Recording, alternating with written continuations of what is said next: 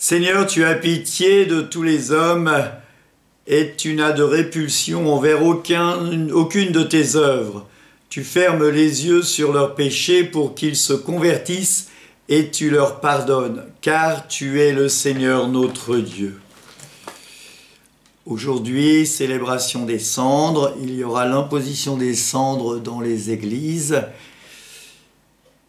Première lecture, lecture du livre de Joël, chapitre 2, versets 12 à 18. Psaume 50, pitié Seigneur, car nous avons péché. Deuxième lecture, lecture de la deuxième lettre de Saint Paul, apôtre aux Corinthiens, chapitre 5, verset 20 à chapitre 6, verset 2. Il n'y a plus d'Alléluia, donc ta parole, Seigneur, est vérité et ta loi délivrance. Aujourd'hui, ne fermez pas votre cœur, mais écoutez la loi du Seigneur. Matthieu, chapitre 6, versets 1, 6 et 16, 18. En ce temps-là, Jésus disait à ses disciples, « Ce que vous faites pour devenir des justes, évitez de l'accomplir devant les hommes pour vous faire remarquer.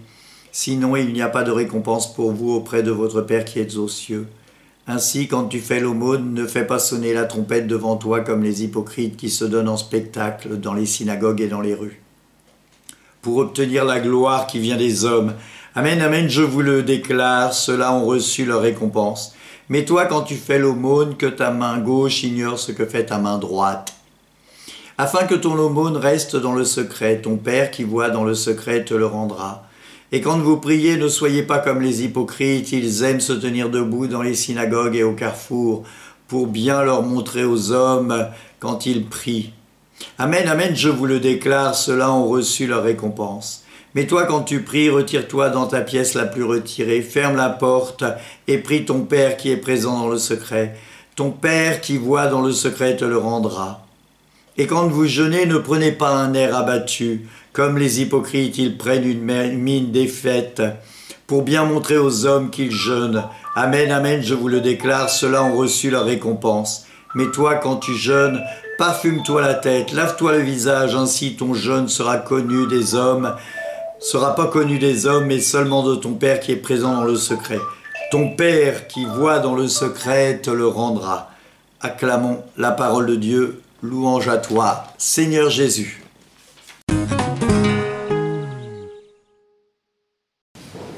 La première lecture du livre de Joël nous invite à la conversion.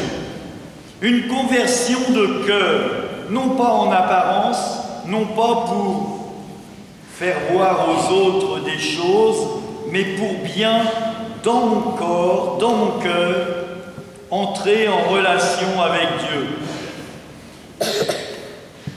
Et cette conversion, elle est appelée à tous, petits et grands.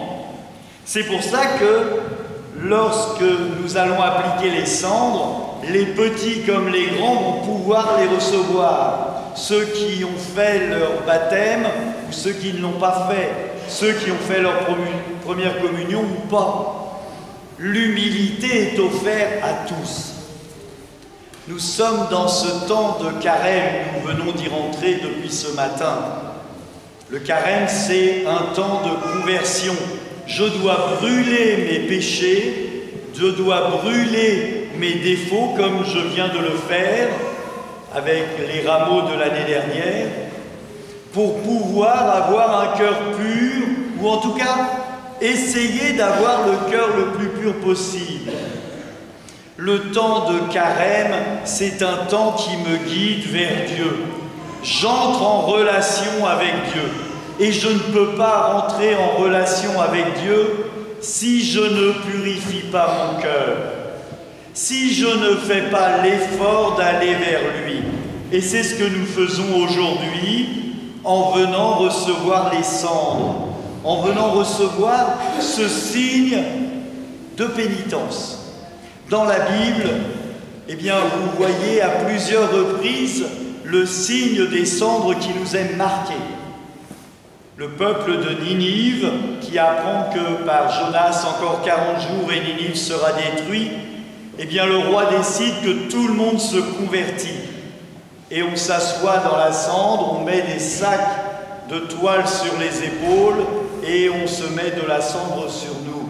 Esther, il en est de même, et plein d'autres, plusieurs autres passages dans la Bible. Et nous, à la suite, nous allons recevoir la marque de la pénitence.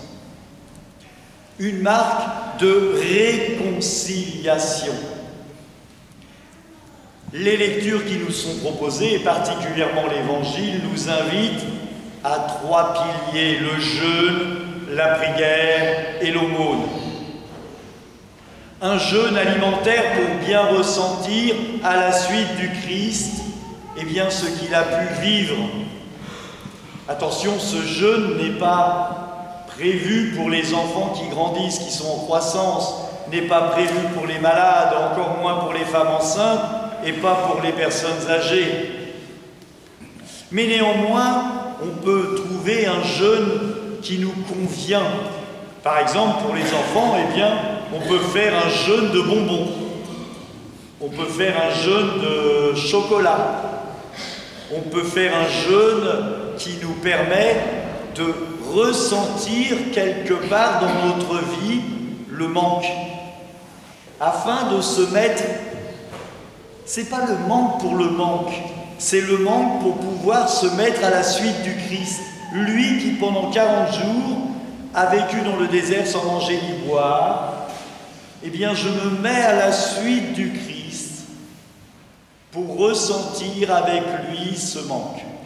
Comment est-ce que cela est pour moi une réalité? Et comment je fais réalité cette expérience qu'a vécu le Christ dans ma vie? Le jeûne, ça peut aussi être un jeûne de cigarettes, ça peut être aussi un jeûne de TikTok ou de Internet ou de je ne sais quoi, de télévision. Le jeûne, la prière et l'aumône. Alors, pour vous expliquer comment cela peut marcher, si je jeûne de cigarettes, le temps que je passais à fumer, je le passe à la prière.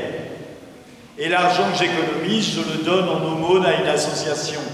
Si je décide d'arrêter de manger des bonbons ou du chocolat, le temps que je passe à manger des bonbons, je le passe à prier. Et l'argent que j'économise, je le mets en aumône. Quelqu'un disait, moi, à une réunion cette semaine, moi, eh bien pendant le temps de carême, eh bien je mange moins le midi et mon ticket restaurant, je le donne à un pauvre dans la rue. Et ça a du sens, c'est direct. Comment est-ce que chacun, à l'aune de sa personnalité, eh bien on doit vivre son jeûne? Comment est-ce que je jeûne? Comment est-ce que je prie? Et comment est-ce que je fais l'aumône? Si je fais l'aumône en balançant de l'argent à quelqu'un en me disant « ça y est, j'ai fait mon devoir », ce n'est pas un jeûne chrétien. Ce n'est pas une aumône chrétienne. C'est du foutage de... Je vous laisse trouver le mot parce qu'ici, je n'ai pas le droit. Mais je le pense, et quand on me connaît, on sait que je suis capable de le dire. Et ce n'est pas juste. Ce n'est pas prendre en considération celui qui a besoin de moi comme quelqu'un qui mérite d'être aimé. Si je ne considère pas la personne à qui je fais l'aumône, je ne suis pas chrétien. Et c'est pour ça que parfois on vient me poser la question, et c'est toujours délicat. Qu'est-ce que va faire cette personne de l'aumône? C'est délicat, parce que il y en a qui peuvent mal agir avec. Alors, moi j'insiste, peut-être on peut plus donner au Secours catholique ou à des associations qui, eux, gèrent ce genre de problème. Le jeûne, la prière et l'aumône. Si je décide de prier pendant mon temps de carême, mais que habituellement je ne prends pas le temps de prier, eh bien je ne vais pas prendre une heure de prière. Parce qu'au bout de 4 jours, tout va s'écrouler. Parce qu'au bout de 4 jours, je vais me dire, c'est trop dur pour moi. Alors prenez un temps où vous pensez pouvoir le maintenir pendant 40 jours, parce que c'est 40 jours et 40 nuits. Ce n'est pas le ramadan, il ne s'agit pas d'attendre le soir pour manger du chocolat, etc., etc. Il ne s'agit pas de se lever plus tôt pour pouvoir manger. Non, si j'ai décidé de ne pas manger de pâtisserie, eh bien j'en mange pas pendant 40 jours et 40 nuits. Excepté le dimanche. Parce que c'est le jour de la résurrection du Seigneur. Comment est-ce que je peux vivre mon carême dans le jeûne sans être affligé, ou en tout cas sans donner l'apparence de quelqu'un qui s'écroule sous l'affliction? Oh là là, c'est catastrophique. Regarde, je jeûne depuis 4 jours, je suis fatigué. Bah arrête de jeûner, hein, c'est pas la peine. C'est marqué, parfume-toi, sois heureux, sois dans la joie. Si votre carême, et si le mot carême vous fait hérisser des cheveux sur la tête, dites-vous que, au contraire, c'est une grande joie. C'est un moment de joie et d'allégresse. Je vais, par ce carême, me préparer à la venue du Christ et à la résurrection. Grande joie. Je vais, par ce carême, par le jeûne et par la prière, me rapprocher du Christ. Grande joie. Je vais, par mon attention aux autres, me rapprocher du Christ. Grande joie. Et ça change tout. Si je le fais en traînant les pattes et en me disant ça va être une catastrophe, regarde, je vais tomber malade, regarde ci, regarde ça, ne le faites pas. Allez au resto, mangez, goinfrez-vous, arrêtez de prier, arrêtez d'être chrétien. Non, non, il faut le faire dans la joie. Parce que c'est une bonne nouvelle. Évangile de Jésus-Christ selon saint Matthieu, Marc, Luc et Jean, ça veut dire bonne nouvelle de la résurrection du Christ. Et si je ne crois pas que c'est une bonne nouvelle, c'est sûr que c'est catastrophique de faire le carême. Grande joie. Grande joie pour chacun d'entre nous. Grande joie parce qu'on va pouvoir prendre le temps de nous rapprocher du Christ. On va pouvoir prendre le temps de la conversion, de recevoir le sacrement de réconciliation. Cet après-midi, déjà, Marly, pendant 1 heure avec le Père Joseph, on a confessé. Vendredi, il y aura encore des temps de confession. Tous les vendredis, après le chemin de croix, il y aura des confessions. Tous les mercredis, avant ou après la messe, il y aura des confessions. Et on va encore trouver des horaires de prière. On vient de me faire remarquer que je n'avais pas mis, comme l'année dernière, des temps d'adoration avant le repas, comme j'avais fait l'année dernière. Eh bien, on va réfléchir et on va tirer des plans sur la comète pour la semaine prochaine.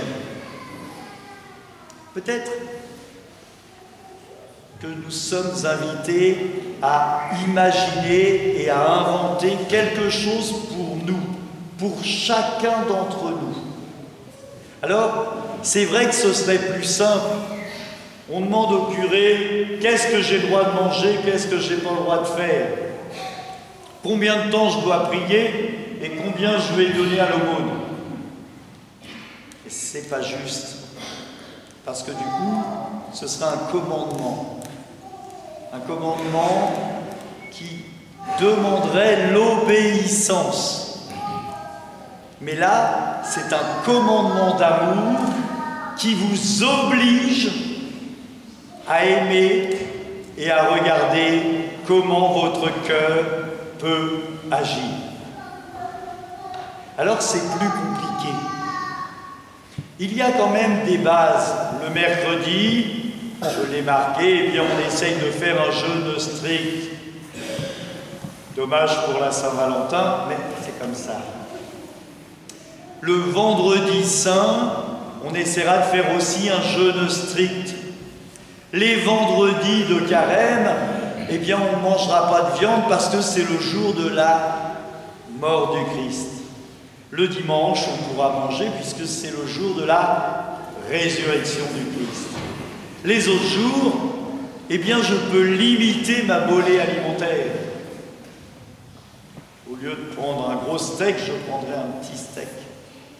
Au lieu de prendre une grosse poêlée de frites et du rab à la cantine, j'en prendrai juste un petit peu. Comment est-ce que dans la prière, et c'est pour ça qu'il faut commencer par la prière, comment dans la prière je peux gérer mes piliers, le jeûne, la prière et l'aumône.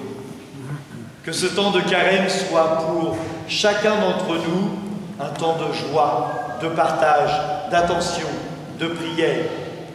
Que tous, ensemble, nous puissions participer aux célébrations pour que les célébrations dominicales, mais même en semaine, puissent être plus joyeuses, plus brillantes, plus ferventes.